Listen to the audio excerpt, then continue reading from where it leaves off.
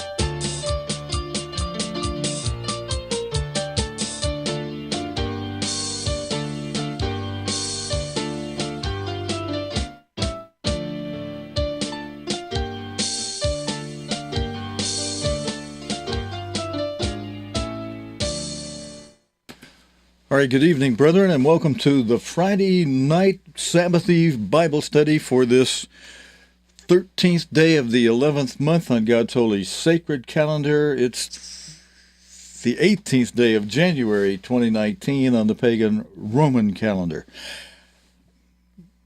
Happy Sabbath, brethren. I hope you've had a good week. This has been an interesting week.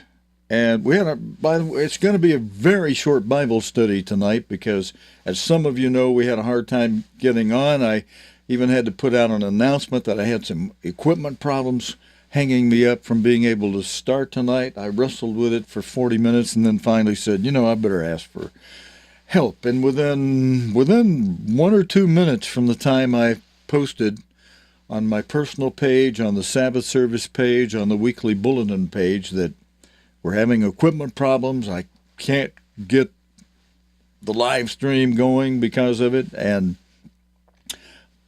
it cleared up. It just cleared up. I don't even well, we humans say it fixed itself, but really, if you know better, when you really know, maybe I should be saying thank you, dear Lord, and thank you for your prayers, those of you that prayed, because it just amazingly, quote unquote, fixed itself. The problem just went away, and what wasn't working started working. Which means, and what wasn't working was the player syncing up with the cloud service that we use, where I keep Mr. Armstrong's edited videos. I couldn't get it downloaded into the media player because it wouldn't sync. And after I prayed, the sync came right through. And I said, thank you. And what Mr. Armstrong is going to be speaking about tonight from a telecast, World Tomorrow telecast that he gave in 1984 relates extremely much to the news from this past week. If you've been watching the news from whatever source, but especially if you've been watching it from the program, the live stream we do nightly, Sunday through Thursday night on World Watch TV, you'll know big in the news in the early part of the week was more on UK Brexit proceedings. And then once the Tuesday night vote in the UK Parliament went 230 votes against, out of some 600 votes, there were 400 and something votes against Prime Minister Theresa May's Brexit deal, with 200 for her, but 400 with against her, giving it, you'd subtract the difference, and there was a whopping 230 more votes against her than for her Brexit plan deal. And then the opposition leader, Jeremy Corbyn, tabled on Tuesday night after that whopping vote against her Brexit deal, which she had postponed for a month because she knew the vote was going to be against her a month ago. She was hoping that time would help her turn it around, but she went into it with still the odds very much against her, but she made a plea that, you guys vote for it, keep the country together. But many people recognized a vote for the Brexit deal the way it was a vote to put the United Kingdom as if it were a colony, a subservient colony under the EU, and to make it subject to EU laws, which the UK would no longer have any input or vote, on the shaping of EU law within the EU. And it would make the UK subject to the ECJ, the European Court of Justice. There's something else that's the ECB, and that's the European Common Bank, or Central, the European Central Bank. So they got an ECB and they've got an ECJ. The ECJ is the European Court of Justice, which would, the Brexit deal subjected the United Kingdom to the jurisdiction of that foreign court, the ECJ, the European Court of Justice. And what else would have made would the UK have been subservient to? John Holbrooks wrote it very well in an article. He mentioned three things. The third thing was trade policy. The UK would have made itself subservient to the EU's making of trade policy. Instead of giving the UK a free hand against every trade policy the EU would come up with, instead of having a free hand to negotiate against each one if it were just a cut and dried, no longer member. But what complicated the thing and made the Prime Minister and some few others feel like, several others feel like we can't go out of the EU with no deal. We've got to have a deal. Almost the anxiety level. Like, we got to have a deal, some deal. Almost with, anxiety almost to say, any deal's better than no deal. Even a bad deal's better than no deal. No, and there were others that were wisely saying, no deal is better than a bad deal. And some recognized, as many who have carefully and calmly written, that deal that Mrs. May had put on the table that the EU gladly okayed, put a lot of bucks, $39 billion in the EU's pocket as a divorce settlement. Hey, that's, they love that part. And the other part of it, making the UK subject to EU law, to the European Court of Justice, to their court system, and to their trade policy. But the hoopla came, though, over the fact that Northern Ireland and Scotland voted to remain part of the EU. So that's divided the UK. Boy, and there you go. Just like Jesus Christ said, a house divided against itself shall fall, shall not stand. And that situation caused, with Northern Ireland remaining part of the EU, and then the Republic of Ireland not, and the rest of the UK not, except for Scotland remaining in the EU. But since they're a separate island, the Northern Ireland, which abuts Republic of Ireland, that situation with one in and one out created what they thought was a great need for a backstop.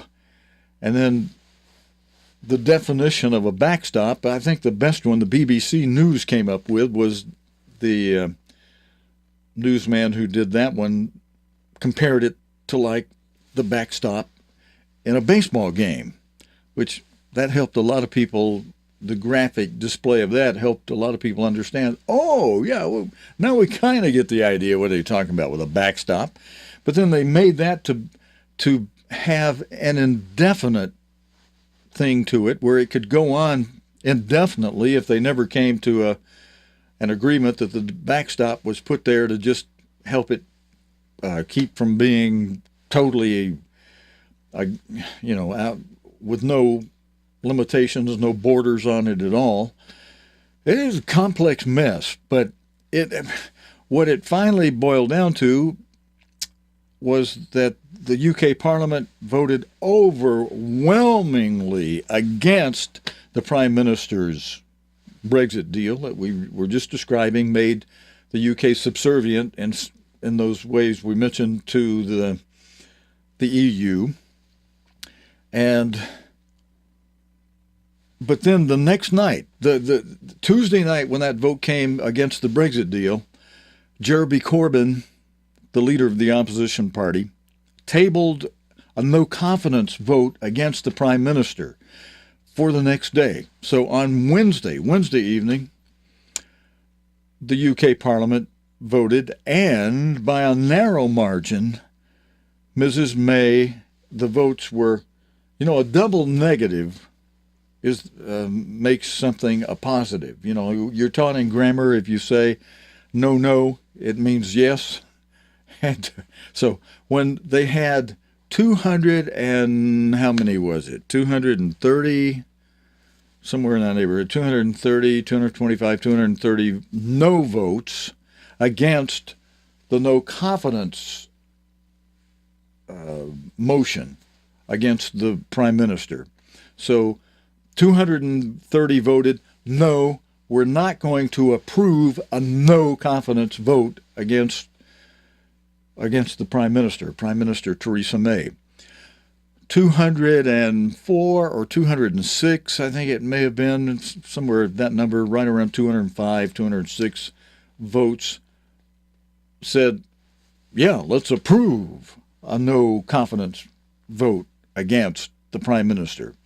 Now, if there had been more approval votes for a no confidence motion against the Prime Minister, she would have been out of office, and they would have moved for. I showed the chart that showed the options, how it would spin around to a new Prime Minister. But she stayed in as of Wednesday night's no confidence vote, going no confidence motion, no confidence against her. So she still has the confidence of a few more people in Parliament than those who would like to say no confidence in her. So she's still in. She's still there as the Prime Minister. And some expect her now, go back to the EU and rework this and get a new deal. The EU has already said we are not renegotiating that initial Brexit deal that Mrs. May put on the table with them and that they approved. We are not renegotiating it. Now, what will actually happen in that way? We'll see if there's a change. But I wouldn't expect much. I wouldn't expect much. Thankfully, right at the moment, it's low-key. Mrs. May has got her door wide open for talks with the members of Parliament. Many of them have come forward. She complained against Jeremy Corbyn not being willing to come forward and talk open door to her. But the interesting thing there, some of those members of Parliament aren't just against the Brexit deal as the way it was because it would have made the UK so subservient to the EU. It would have been like we didn't even Brexit, except that as a non-member, we're still subject to the EU, so we're worse off than we were because now we're subservient to them without being a member of them. So some were against that who were in favor of Brexiting or exiting from the EU. Some have properly said it's not the term Brexit is not really accurate because it's not Britain exiting because of Ireland and Scotland. There's more than it's just really England exiting or a part of the UK or UK exit. So maybe you'd call that a UK exit. I don't know. Anyway, but it's called Brexit, and there were some that were also against her Brexit deal who were in favor of remaining in the EU. They didn't want to Brexit at all. So some were against her deal for that reason. And so it's complicated. It's a mess. And in one way, I'm thankful that they're going to arm wrestle with an open door, at number 10 Downing Street for a while. And then there'll be some news about Mrs. May maybe going back to the EU and, partying around with them and coming back and saying this or that. But, that whole scenario reminds, should maybe, brethren, remind us of when, even though a lot of us weren't alive then, but we can read history and we should learn the lessons of history. When Neville Chamberlain, a former prime minister, the prime minister during the days of World War II, and prior to, well, actually, I shouldn't say so much during, but prior to World War II, Prime Minister of England, Neville Chamberlain, traveled to the chateau of Hitler and sat down face to face with him and made an agreement with him and came back with this agreement that had things against countries that were allies of England, which was a real, discrediting factor to England. But he came back saying, look, we've got a signed peace agreement with Hitler, with Germany, so no need for England to worry. And how long was it? It was just days before the bombs began to drop on London, and they began the blackouts where, to avoid the bombers, people would turn out their lights, pull their shades, not even light a candle, so that the bombers couldn't orient by the light to, the city's over here, it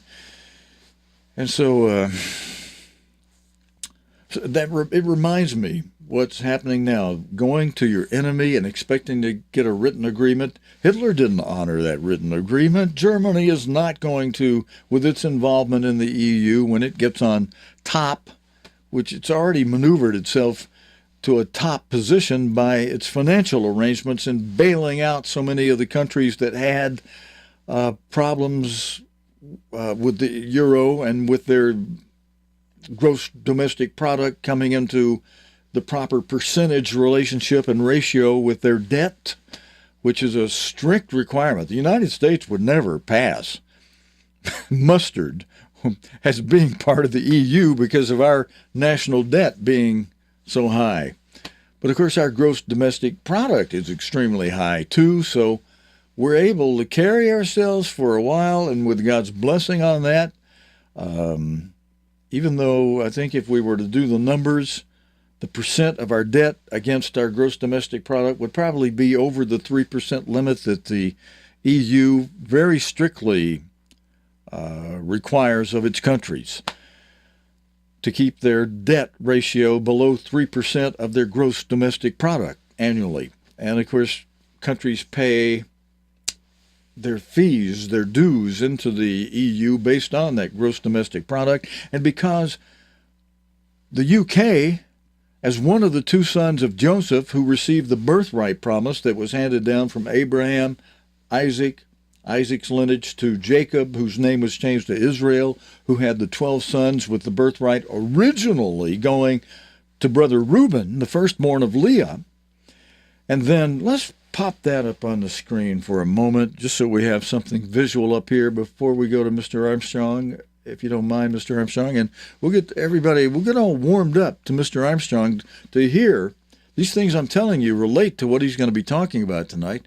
Let's see, where was I going to go with these slides? I wanted to go to the slide that has the descendants of Jacob on it. I've got that here on this bank of slides. There we are, right there. Let me pull this slide forward for a moment, and we'll see here that Jacob's family, he had 12 sons via 2 wives and the 2 wives' handmaids, Zilpah and Bilhah. And the very, very, very, very firstborn son of Jacob was via his wife Leah.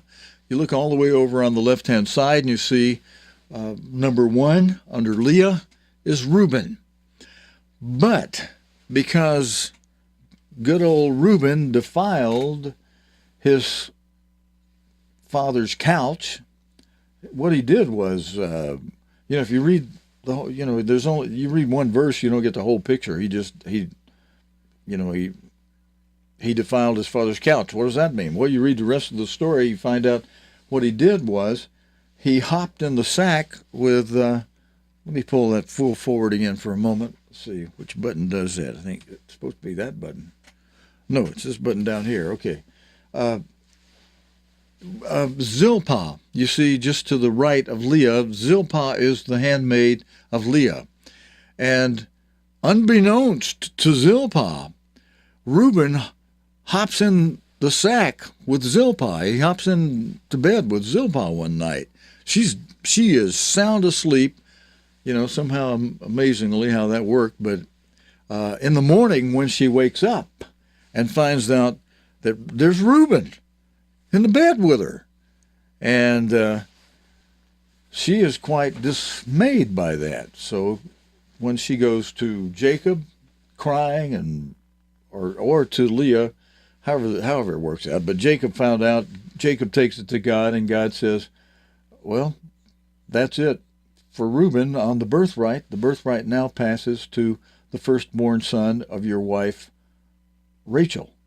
So the birthright that originally was Reuben's by the fact that he was just the very firstborn son of Jacob's first wife, which was a deception on the part of Leah's father, Laban.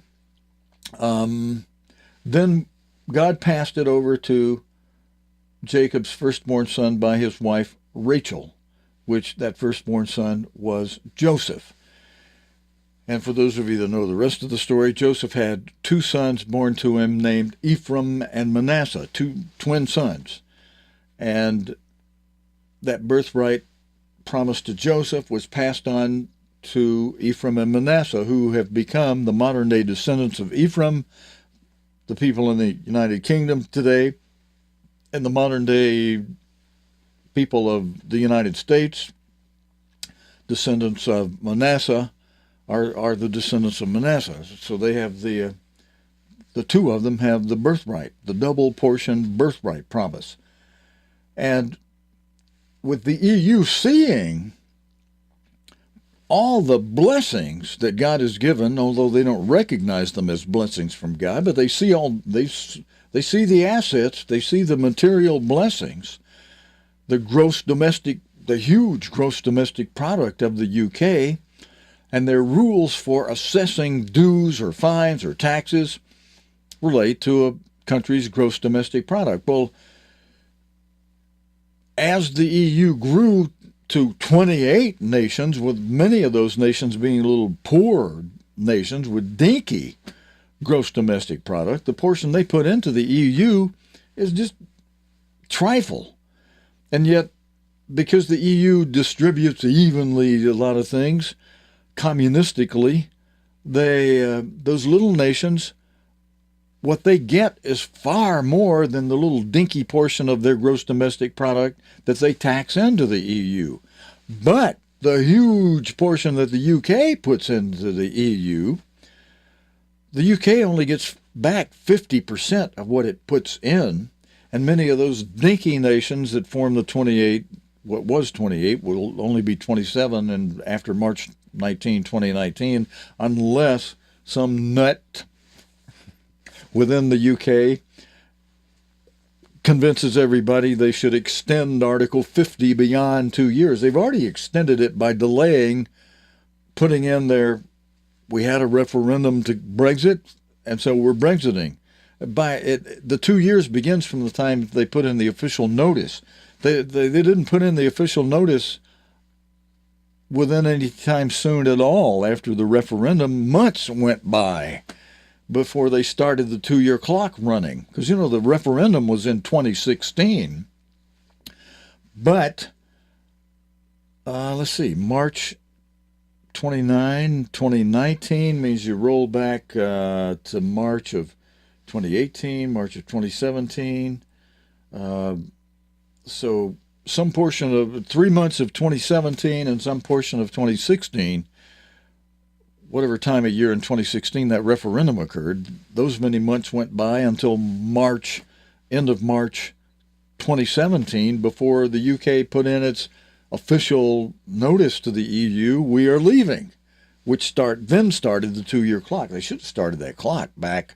They'd already been out by now. If they'd have started the clock back at the time when the referendum had its conclusion.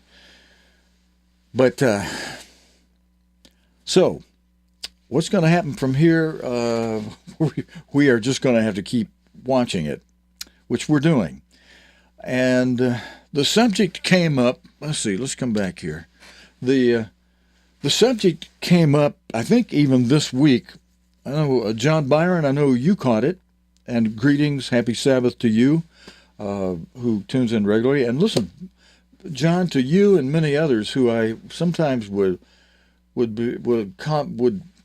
comment with, to just the two of us, back and forth at least once or twice during the week. Some of you've noticed during the past couple of weeks, and not only John, but Dale and Patrick and Lillian and Janine and Jeannie, and some others of you that I would communicate with privately. If you've wondered, well, Stephen, how come you haven't been answering us? I've seen some notices in my email that you've sent me messages. I haven't even had the time to open up Facebook. I did the Wednesday night World Watch program on Thursday, and then also did Thursday night's program Thursday night. And I haven't loaded those into the index, into the archive yet. So those people who might want to watch it from an archive outside of Facebook, I haven't been able to get to that because last week I did. I'm thankful. I'm very thankful. I hired one roofer plus two more come Friday. I hired the first roofer the first of the week. The first day we had sunshine. We were going to have sunshine through Friday, which thankfully we did, so we could tear off the roof completely, and then get a new roof on by sunset Friday night. Well, I'd hoped to have it on sooner, but we barely got it all together by sunset Friday night, or a few hours before that, because when I saw that it was possibly not going to make it, I hired two more roofers to get up here quick by noon and help this guy and bang it out. And thankfully they helped get that done. And the big rains came on the Sabbath and no leaks. Oh, God, thank you very much. But now I have the ceiling to fix, and at the same time I have a blessing, a reverse mortgage I'm working on because of my age. I'm able to do my home totally unencumbered with a mortgage, so I'm able to run a reverse mortgage on it, pull some cash out, pay off these high interest rate, 30% most of them, loans I've taken out for fixing things here and buying some equipment. I'll be able to pay those totally off once we get that, but they're pushing me to get the inspector out here. Well, I don't want the inspector coming while the ceiling is still a mess from all that rain that came through it and caused, thankfully, we cleared all the wood, any wood damage. Our wood's okay. The base wood is okay, but the ceiling itself, the tiles in the ceiling, not only are spotted with big brown rain spots, but some of them are curled up. Some of them have fallen. They were square. Those square tiles. Some of them just fell right out of the ceiling, and it's a mess. It's a mess up there, and I'm going to have to hire some help to do that. But so that I've got these pressures on me to take care of all these things, and it's a blessing in a way that people are wanting me to get all this done quickly. I want to get it done well before Passover. Now, where are we, and where's Passover coming up? There's an easy way to figure it if you get used to using the Hebrew calendar, God's sacred calendar, because the Passover, the next feast day, comes on the 14th day of the first month. So all you got to do is follow the Hebrew calendar. And for example, right now, of course, you got to know when the leap years are too, but right now we're in the 11th month, as I said at the opening of the program, and you can see it down here on the bottom, on this side, the bottom of our lower third. We're showing that it is the 13th day of the 11th month. If you look, right down here, now that we moved the camera shot, right at the bottom, Sabbath Eve, 11th month. So we're the 13th day of the 11th month today. That means the rest of the 11th month, all of the 12th month. And this year we have a double 12th month, or a 13th month, because of it being a leap year. So I have a birthday this year. Well, I was born on the only day on the calendar on a leap year, on the Hebrew calendar, that only appears when there's a leap year. I mean, it doesn't even appear on the part of the calendar that has, Adar, the last month is called Adar 2 in a leap year. And I was born on an Adar 2 date that normally Adar only has 29 days to it. But in a leap year, one of those two has 30 days in the month. And I was born on that 30th day of Adar in a leap year. And there's no 30th day of Adar in a non-leap year. So I'm only 26 years old. If you count actual times your birthday shows on a calendar. But don't tell the reverse mortgage people that, or I'll be forever before I could qualify for a reverse mortgage. You got to be at least a senior your age to get that. But, all right, where am I going? Stop being silly, Stephen. Let's get to the meat of tonight. But listen, we touched a little bit on news and how the early part of this week's news up through Tuesday night's vote against the Prime Minister's Brexit deal overwhelmingly voted down, thumbs down.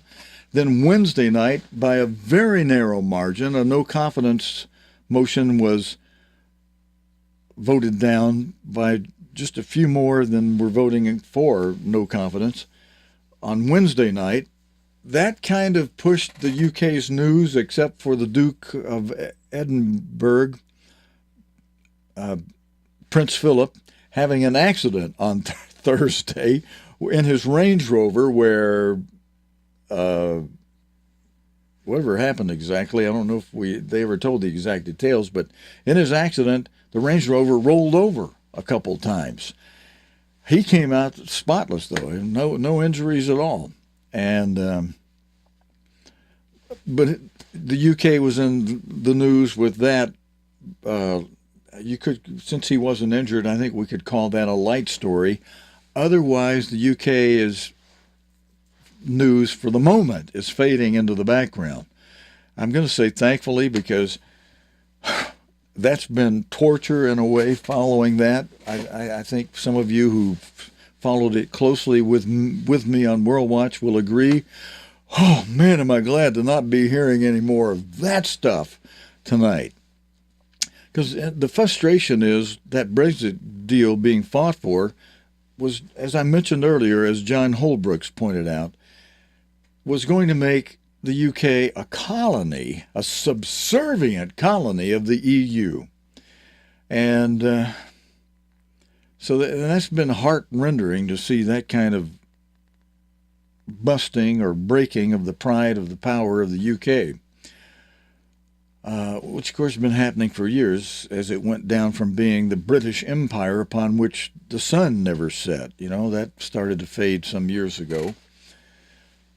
But then the U.S. popped into the news later on Thursday to replace where the UK was taking the big slot, in the big news story of the day. It moved around to the U.S. on Thursday with news about President Trump canceling the trip of the House Speaker Nancy Pelosi to Afghanistan and England, and where was the major place she was going, on Thursday, and left a bunch of lawmakers sitting in an Air Force bus in front of the Capitol because, boom, the string had been cut on that trip being made with military aircraft because of the government shutdown, with Mr. Trump saying he wanted that postponed. He said, of course, Nancy Pelosi could take a commercial aircraft, a commercial airliner to do the trip if she wanted to.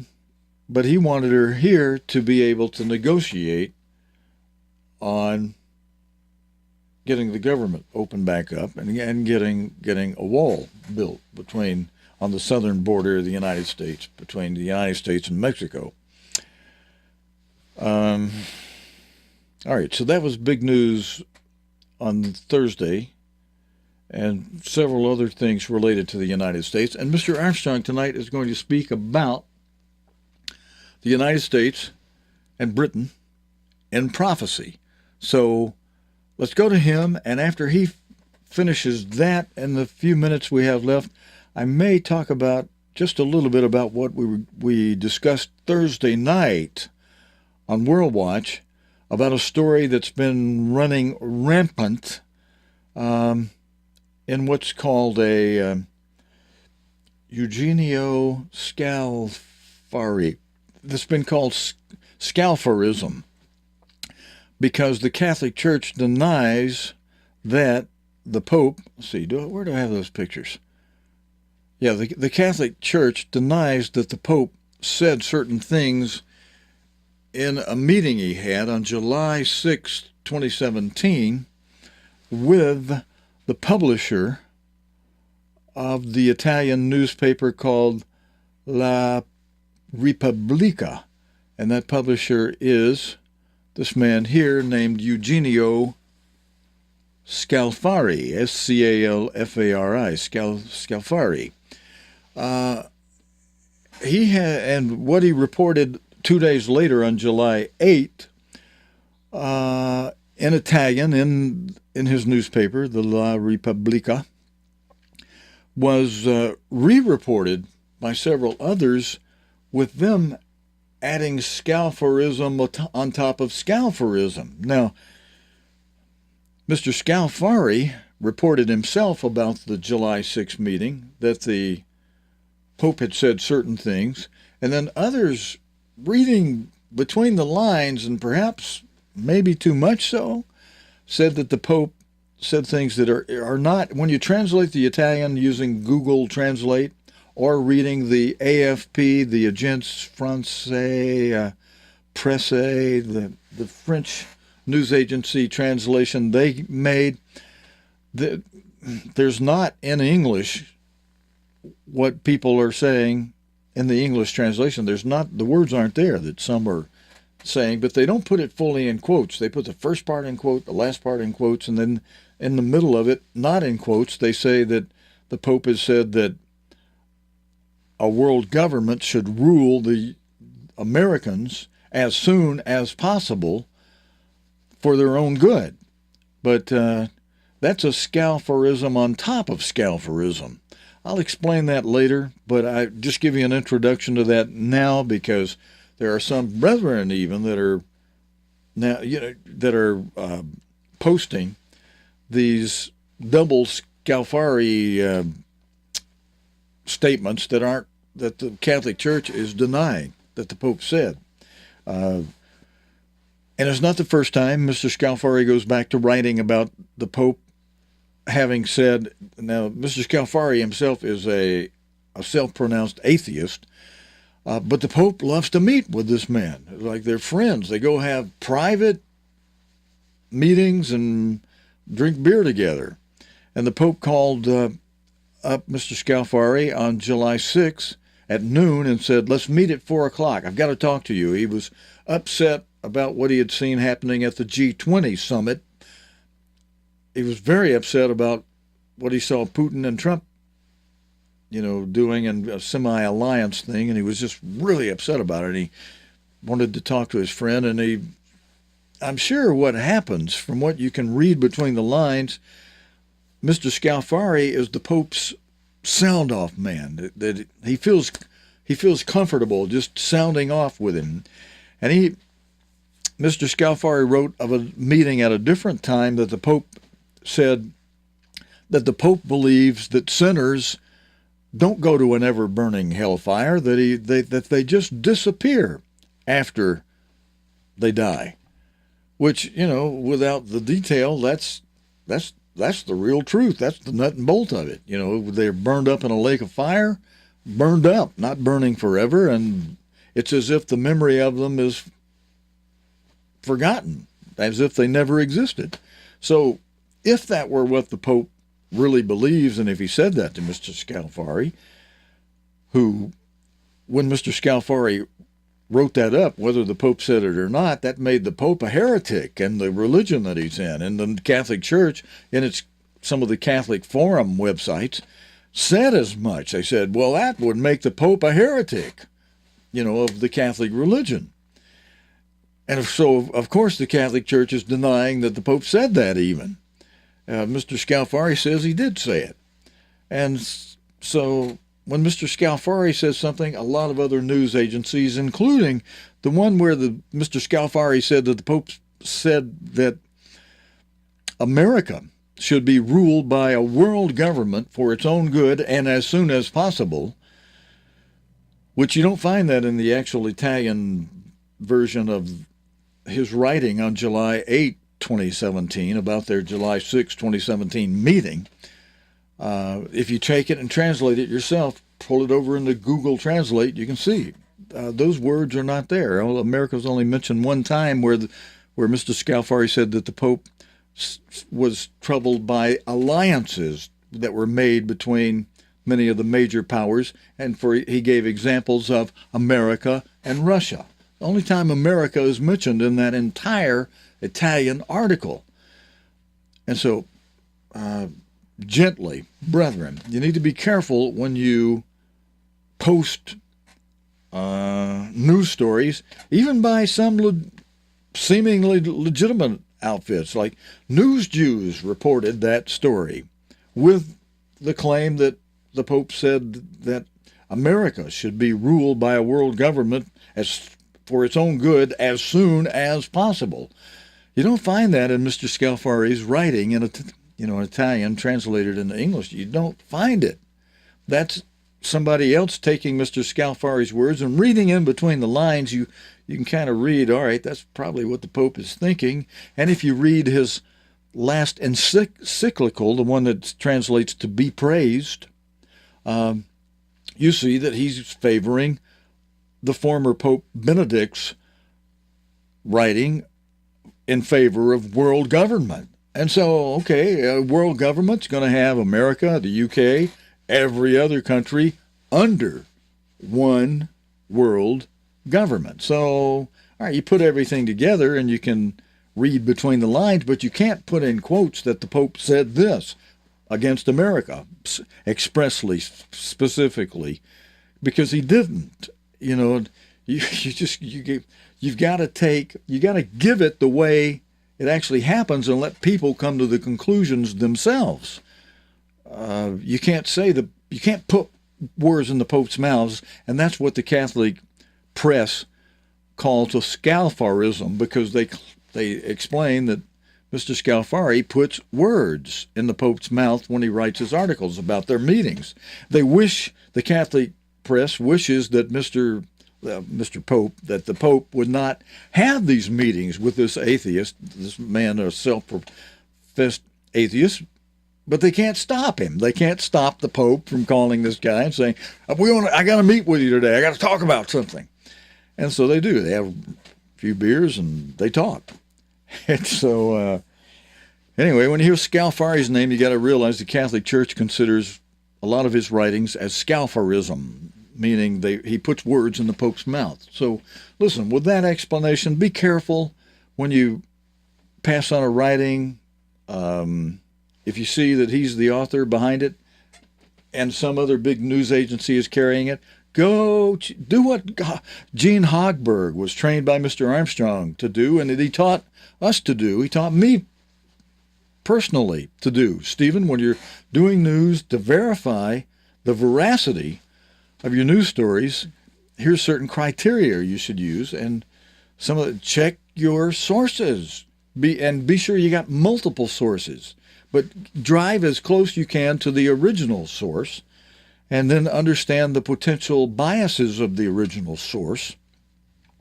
And then you know whether you get an idea whether what's being written is true or possibly true or maybe not or maybe absolutely not true. And so anyway, I think that's probably an explanation that will help some of you and hopefully help you. Of course, some people, well, it was in writing, so I believe it. Newspaper journalists they don't always get the quotes right from people. It's best when the TV news with video where you hear the person who is making the statement in their own voice and their own lips moving right there, on the spot. Then that's what they said for sure, because there they are. That's their voice. That's a recording of them. They said that. So anyway, I wanted to cover that. Let's go back to where I got Mr. Armstrong ready. And Mr. Armstrong is going to speak on the United States and Britain in prophecy, relating very much to this past week with the UK in the news, big the first part of the week, the US in the news the second part of the week. Let's bring what's happening in the world right now into focus with where Bible prophecy is related to the United States and the United Kingdom. Fair enough? That do you think, this is Mr. Armstrong speaking is going to provide us an outstanding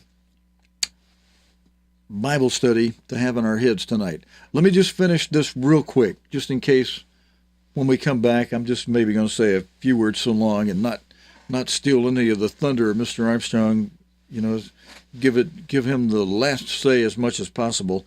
Where we are on the calendar right now, the 13th of the 11th month, means you got some good time still left, about 3 months left before the next feast day, the Passover foot washing memorial, which begins shortly after sunset on the 14th. So you can't sit on your laurels on the 13th and say, oh, tomorrow is the Passover. That means the foot washing ceremony is tonight after sunset when it's the 13th of the first month. And when does that occur this year? Just so you have it on the Roman calendar date, since we have to live our daily lives on the world's stupid Roman calendar. It pops up this year. The Passover pops up or occurs on April 19, which means on April 18, when the sun goes down that day, it's still April 18 till midnight on the Roman calendar. That evening on April 18, this year, 2019, will be the Passover foot washing ceremony, most solemn feast day of the whole year. So on the Roman calendar, we're on January 18. So that's going to be exactly February, March, April, exactly 3 months on the Roman calendar from right now to the Passover memorial foot washing ceremony. And it equates out to 3 months on the sacred calendar too, because this being the 13th of the 11th month, since this is a leap year, we're going to go 13th of the 12th month, that's 1. 13th of the 13th month, that's 2. 13th of the first month, that's 3. And then after sunset, then at sunset, on that day that is the 13th, of course, it becomes the 14th at sunset, which it doesn't change the date on April 18 Roman calendar till midnight. Boy, they really screw up your thinking when they try to change times and seasons with a Roman calendar. They make a mess of it because you got 2 dates to consider for Passover on the Roman calendar. You got April 18 to conduct the Passover foot washing ceremony after sunset on that day. But it becomes the 14th at sunset, so it's shortly after sunset on the 14th of the first month, which is the evening of April 18 this year, just to make it simple. All right, let's go to Mr. Armstrong, God's end-time apostle, speaking from a telecast, a World Tomorrow telecast in 1984 on the United States. I'm going to change this lower third to his name real quick as we bring him up. Speaking in 1984, again, let's see, sorry about that. Speaking in 1984 on the United States and Britain in prophecy. Not come on a soul-saving crusade. Let me repeat that. Jesus Christ did not come on a soul-saving crusade. You cannot find in the pages of the Bible, in the New Testament, one place where Jesus Christ begged and talked and tried to talk someone into giving their heart to Him or into being converted. He just didn't do it. In these televised programs, I have been speaking to you as you have heard no man speak in our time. I have told you why Jesus Christ raised up the church, the real purpose for the church. Now, there are many churches around over the world, but there's only one church of God, only one church that was founded by Jesus Christ, and there have been, I would say, literally thousands of counterfeits. The world is full of them. In the Bible, you will read in the 12th chapter of the book of Revelation that all nations, everywhere all over the world, have been deceived. You look in the biblical history, in the book of Acts, you notice the early church and the history of it after Christ founded his church. Then you will learn in the letter that the Apostle Paul wrote to the Galatians, that by that time, about 59 A.D., and the church had been founded only in 31 A.D., that they had already turned to another gospel. In other words, the gospel of Jesus Christ that he had brought had been suppressed, and it had not been heard until our time in this 20th century. In all these 1900 years, the world has not heard the gospel that Jesus Christ brought. Now, gospel means good news, and the gospel is the message that Christ brought rather than man's message about the person. Jesus Christ was the messenger who brought the message. It was the most important message that was ever sent to mankind. It was a message from God Almighty, and Jesus Christ was the messenger that God sent with that message. That message is the gospel. And the world has not heard it for 1900 years. I know that's hard to believe. It doesn't seem like that's possible. I know there was a cigarette manufacturer that understood how people think and was able to turn it into a television commercial and an advertisement in newspapers and magazines when they said millions can't be wrong because millions smoke that brand of cigarettes. Well, now those millions could be wrong, and the government says they are. There's been a little dispute over that lately again as to whether cigarette smoking is a cause of lung cancer. But I think the government is standing pat that it really is. The church was founded on the foundation of the apostles, that is, of the New Testament, and the prophets of the Old Testament. And incidentally, something there that very few people realize, the prophets of the Old Testament wrote almost altogether for our time now and not for Old Testament Israel. Most of the prophecies were written like the prophet Ezekiel. He was one of the captives by the river Kibar after first Israel had been taken captive, and then 120 years later Judah, and he was in the Judean captivity. And he was a prisoner. He was not able to get his message out to the people at that time, but he was able to get it into writing, and somehow God saw that it was preserved. And it has remained for a modern Ezekiel to get that message to the world. It was a message for us today, not a message for ancient Israel.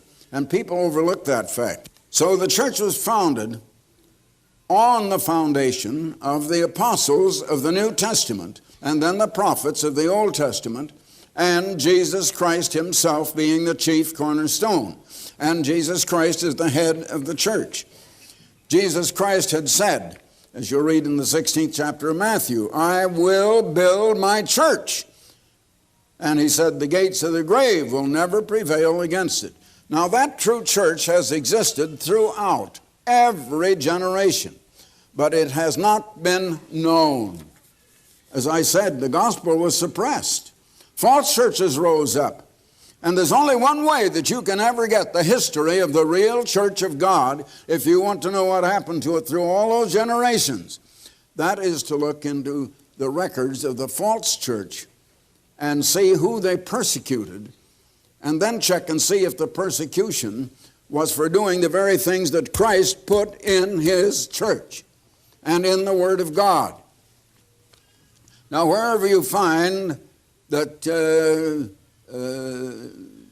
people that were branded as heretics, as being anathema from Christ, which is a virtual death sentence, the civil authorities of the government, the police or the military, put them to death. And wherever you find that they were accused of doing exactly what Christ taught, and that was supposed to be wrong, that's where you find the history of the true church. Now, isn't that revealing? But it is the truth. Herbert W. Armstrong will return right after this message. Now, God gave his church a mission. He called the church for a purpose. It had something to do. People seem to think that the church was called just as something to help get us saved. You know, there are the two principles, two ways, broadly speaking, of life, two directions in which we may travel. And the one, the way the world is traveling, I call the way of get. It's the way of self-centeredness, the way of vanity and greed and lust, but toward other people, the way of jealousy and envy and competition and strife. That is the way of Satan. The way of God, though, is the way of love, which is an outgoing concern, first in obedience and reverence and worship toward God, and then in helping and in an outgoing concern for the good and the welfare of human neighbors. That is the give way. So I put it in its simplest terms, the two ways of living. One is God's way, the way of give or love. And love is the fulfilling of that law of God. And the other is the way of get. Now the world has been geared to the way of get, and that has caused all of the heartaches and all of the pain and sorrow and suffering and the mountains of woes and of evils that have piled up higher than Mount Everest or any other mountain in the world by far as a result of that get principle. But God gave the church a mission, and that mission was to back up the apostles. Now, an apostle, the word apostle means one sent forth. Christ first chose students or learners. They became apostles after he had taught them later, when he sent them forth with the message that God had sent to humanity through him. Now, actually, that message is good news. It is the only good news, of the only hope that this world has, and the only sure hope of being delivered out of all of the troubles that beset this world today. And that is through the kingdom of God, which Christ is going to send, and it hasn't come yet. It was in the far future at that time. And Jesus Christ came talking about that kingdom, and it was merely an announcement.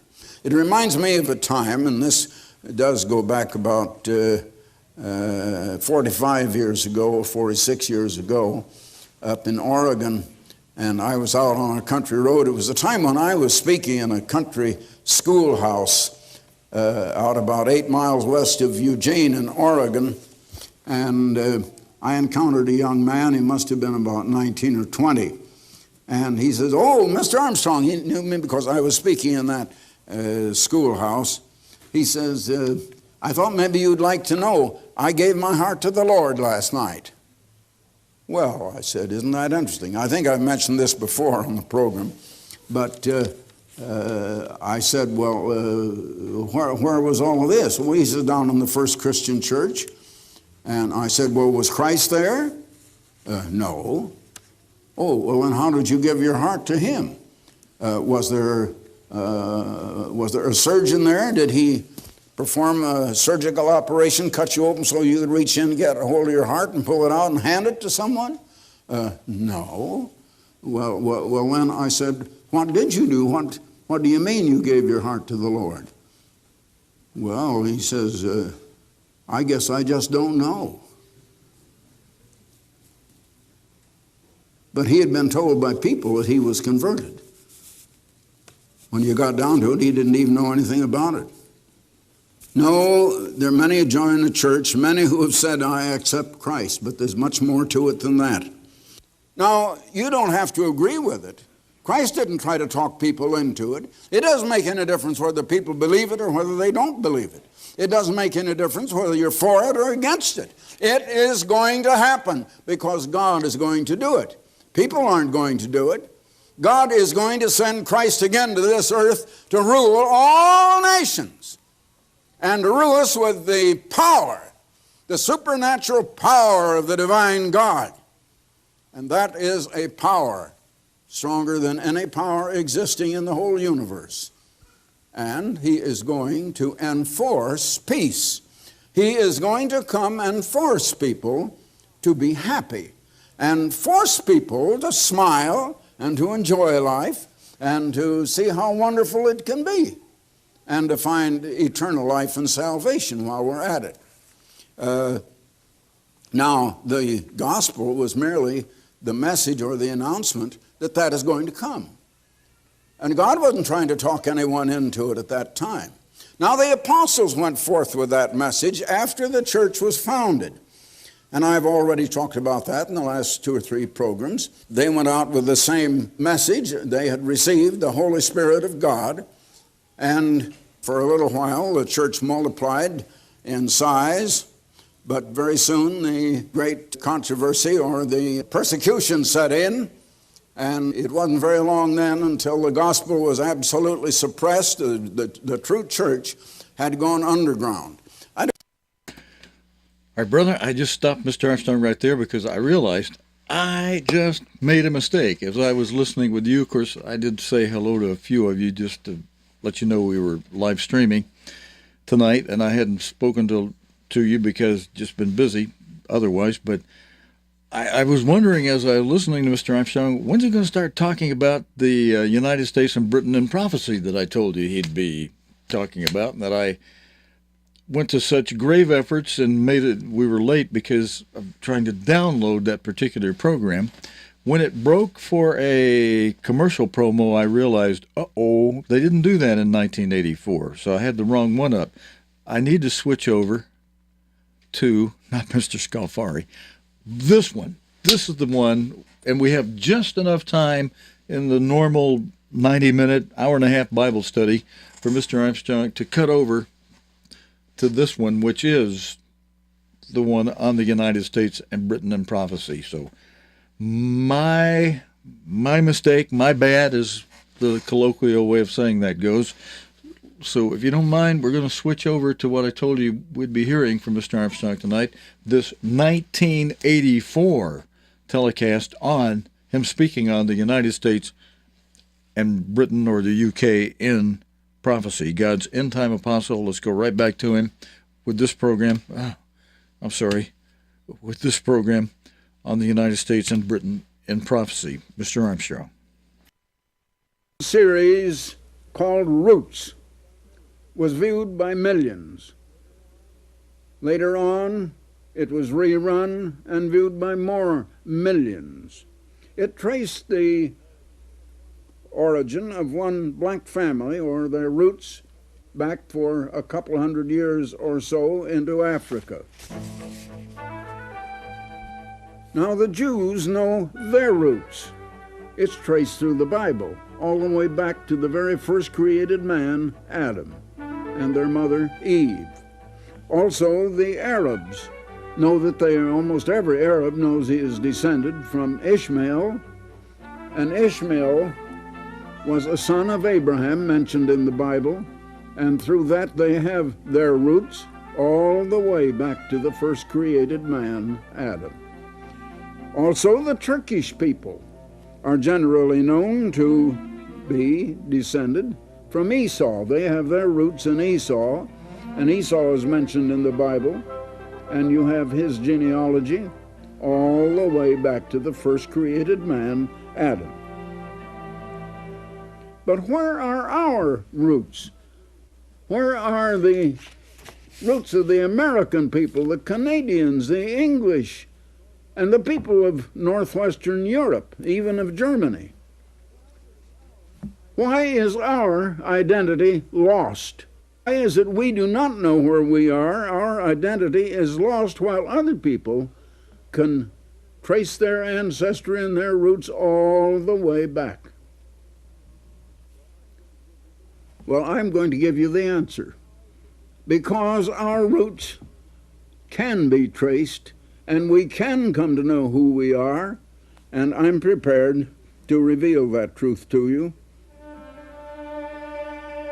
Now, the Jews are pretty well recognized for who they are because of their recognition and continued recognition of the seventh-day Sabbath. It's known in so many quarters even as the Jewish Sabbath. Did you know that the first place in all of the Bible where the word Jews is mentioned is in the Bible in 2 Kings 16, verses 5 and 6. That's 2 Kings 16, verses 5 and 6. If you go back to some of the roots of Israel, and the first place where the name Jew is mentioned is in this particular scripture. I'll quote it.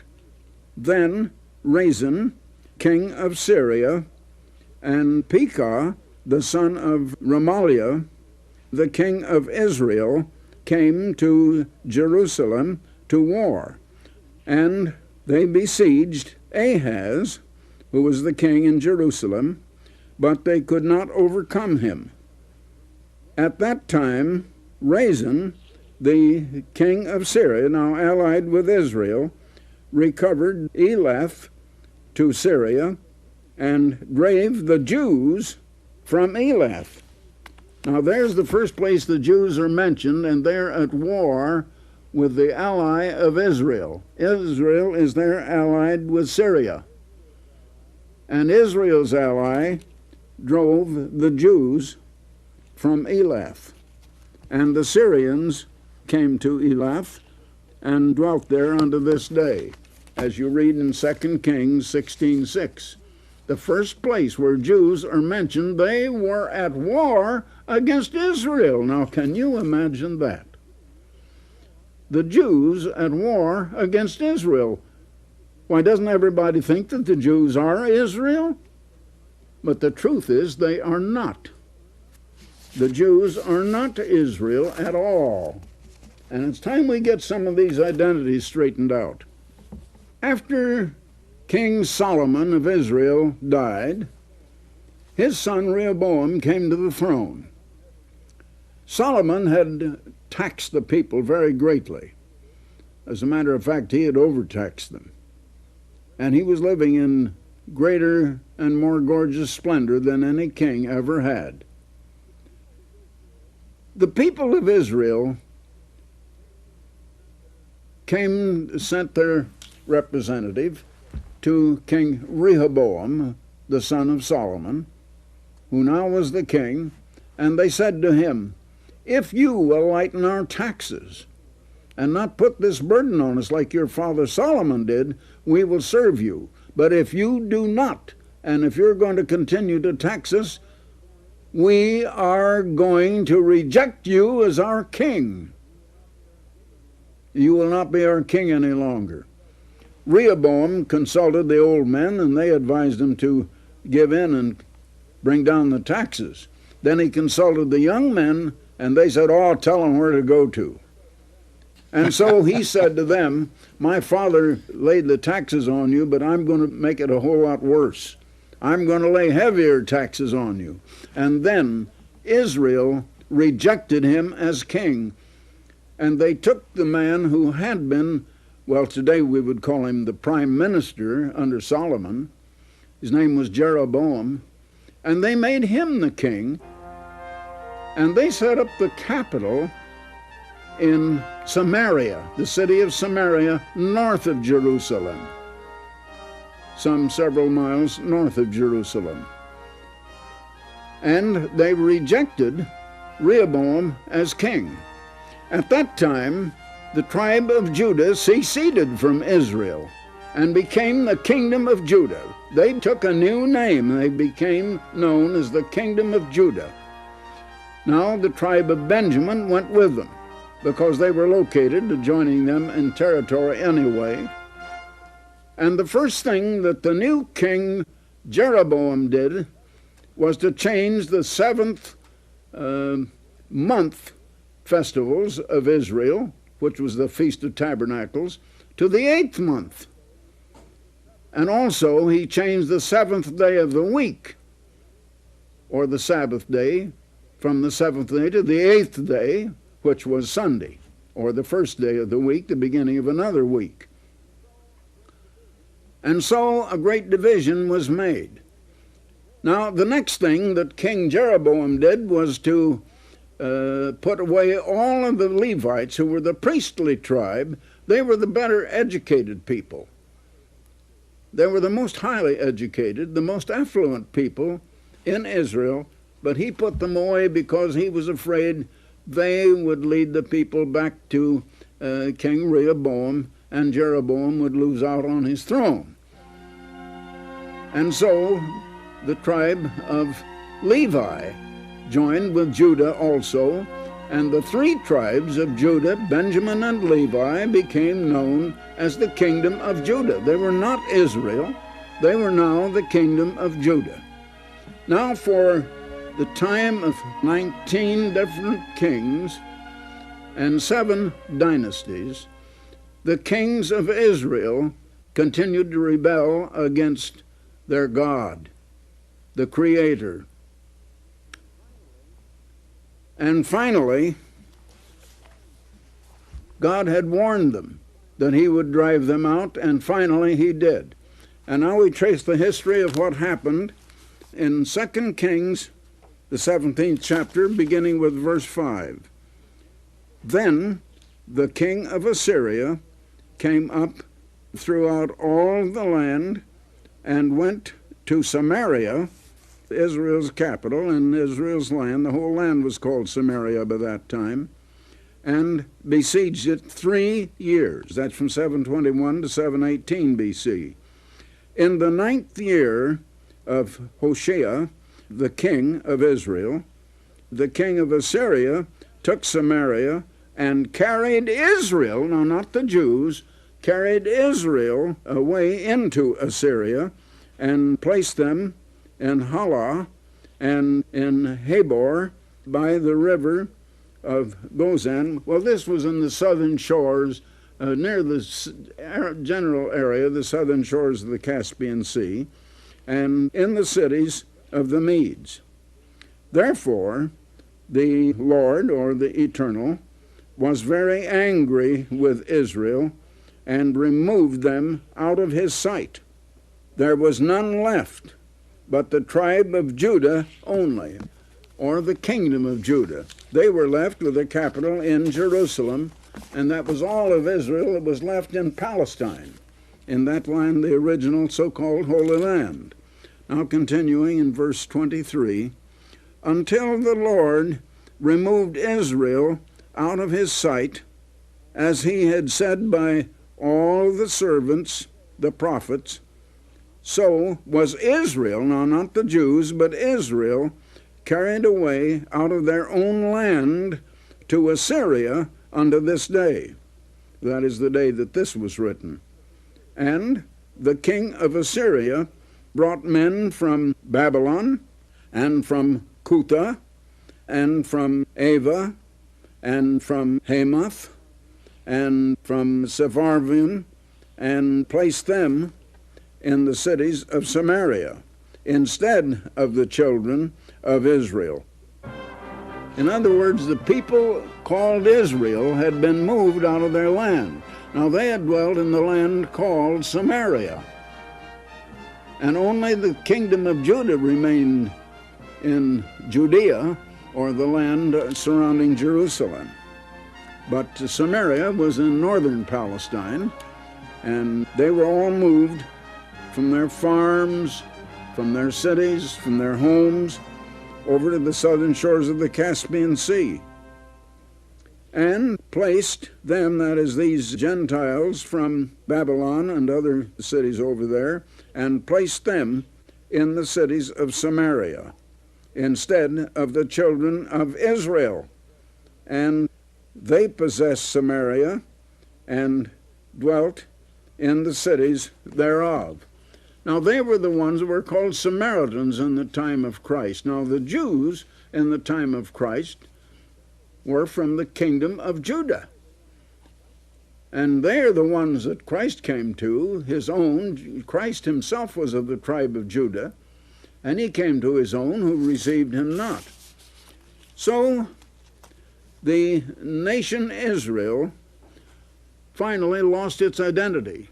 It was driven out away from God. They lost their identity and became known as the lost 10 tribes. God, meantime, had made an everlasting covenant with Israel. It's recorded back in Exodus 31. He had made a covenant with them that was for all eternity, an everlasting covenant with all Israel. This was long before the division between Israel and Judah. This goes clear back into the days of Moses. Now I want to read you that covenant. And it is in Exodus 31, and I'll begin here with verse 13, where God said to Moses, "Speak also unto the children of Israel, saying, Verily my Sabbaths you shall keep. For it," that is the Sabbath, "is a sign between me," that is God, "and the children of Israel throughout your generations, that you may know that I am the Lord that doth sanctify you," or that I am the Lord that sets you apart from other nations. Sanctify means set apart.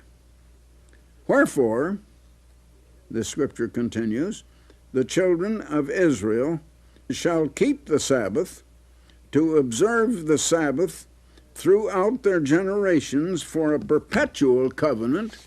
So it was a covenant, it was perpetual, never to end.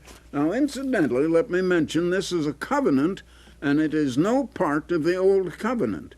It was made after the Old Covenant had been, well, we might say, signed, sealed, and ratified by blood, as you read back in the 23rd, 24th chapters of Exodus. And this is in Exodus 31. Now, verse 17, "It is a sign between me," that is God, "and the children of Israel forever. For in 6 days the Lord," or the Eternal, "made heaven and earth, and in the 7th day he rested and was refreshed." Now, a sign is an identifying mark. A retail merchant hangs a sign out in front of his store. Oh, it might say Jones and Company Furniture. It tells and identifies who owns it. Jones owns it, Jones and Company. And what is it? It's a furniture store. Or it might say drugs or whatever. And so it was made an everlasting covenant. It was no part of the old covenant, which was abolished at the cross.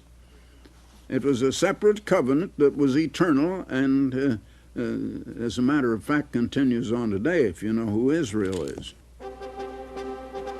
Now, the main nation, Israel, had lost its identity, and the Jewish people from the tribe of Judah, Benjamin and Levi only remained. They were all that remained in the land of Palestine.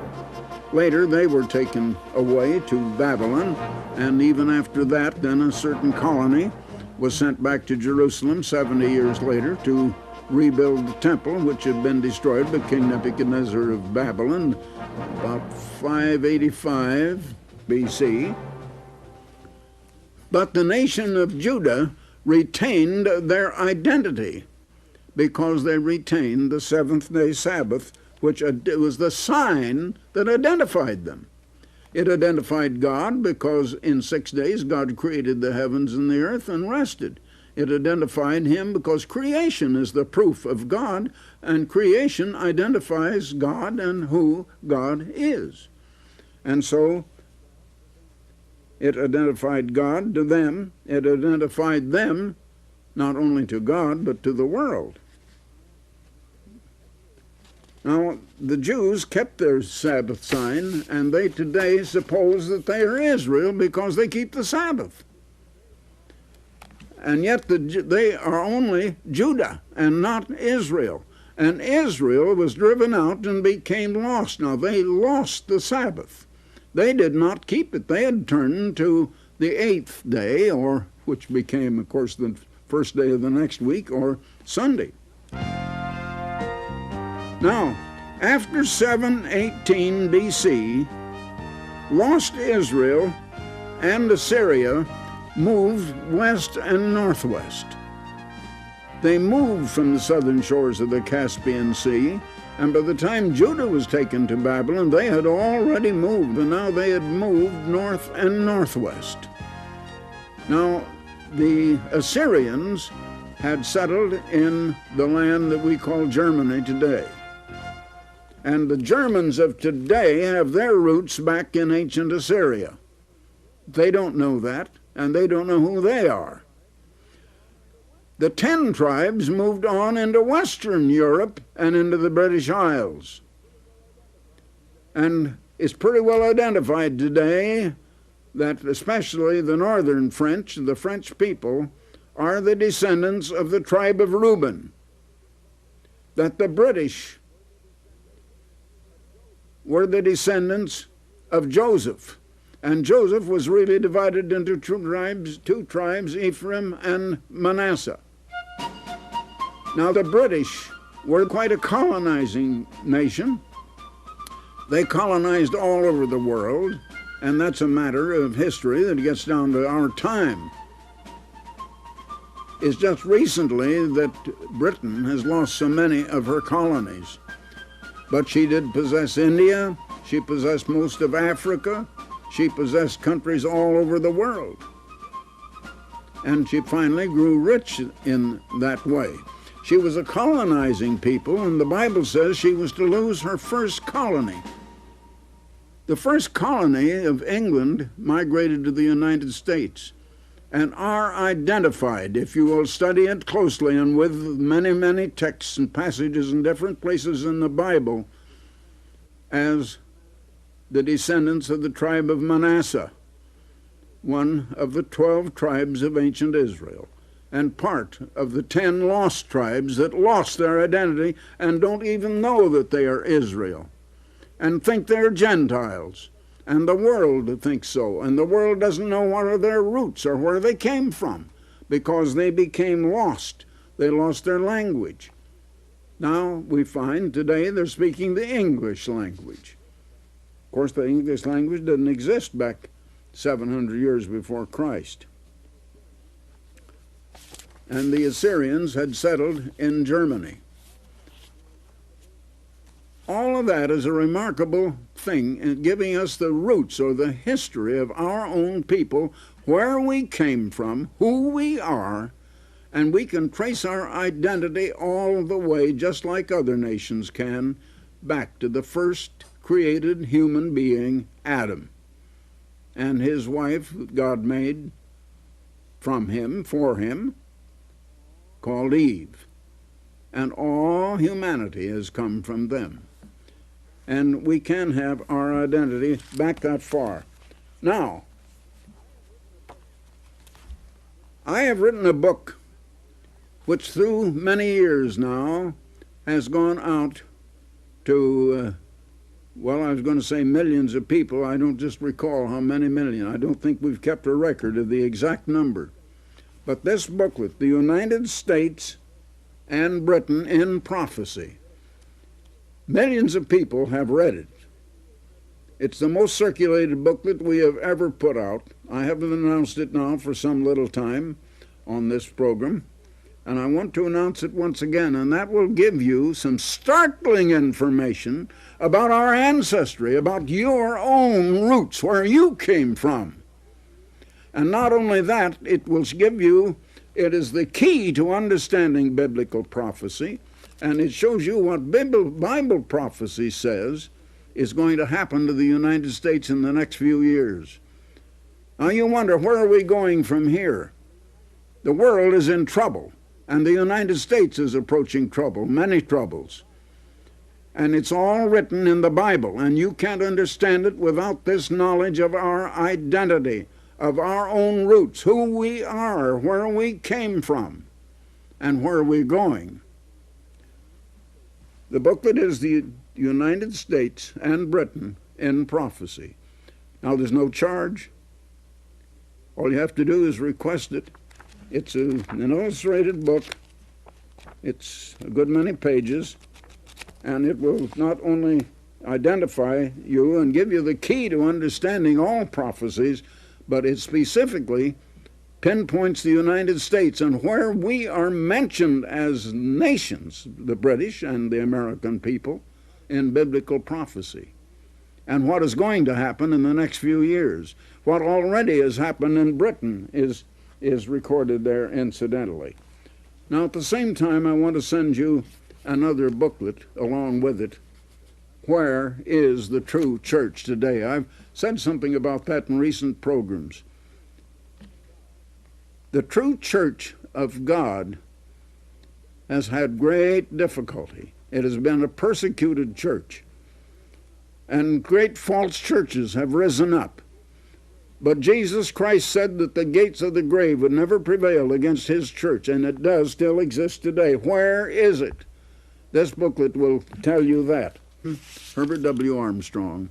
Goodbye, friends. Okay, friends, there was Mr. Armstrong finally in that last part speaking on United States and Britain and Prophecy. The booklet he was offering, United States and Britain, the booklet on United States and Britain and Prophecy, about 6 or 7, maybe 8 months ago, we spent 2 months roughly going week by week, Friday night Bible studies, then again in the morning we'd read a chapter each time we were on. And so we've got that in a live stream. If you want to have that read to you, just go to our archive on the cogtv.org page and look for the archive. It'll say archive video, and then look on the where the purple dot is for Sabbath services, and just scroll down.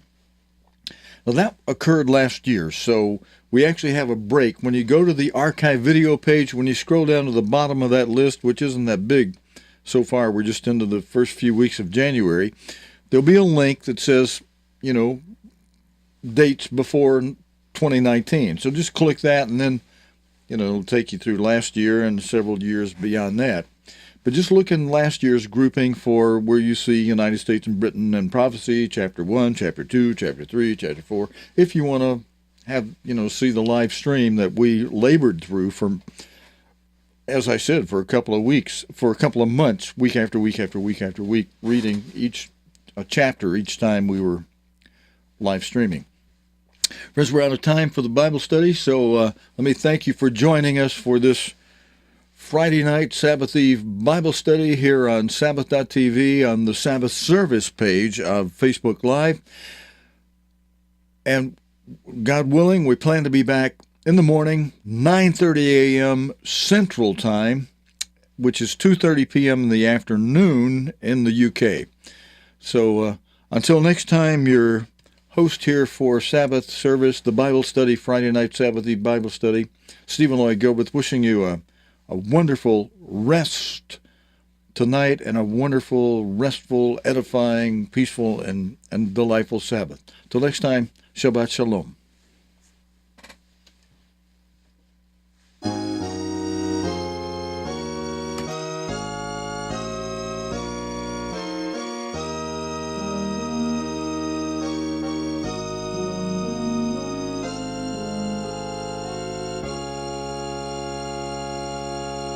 Happy Sabbath, everyone. Good night.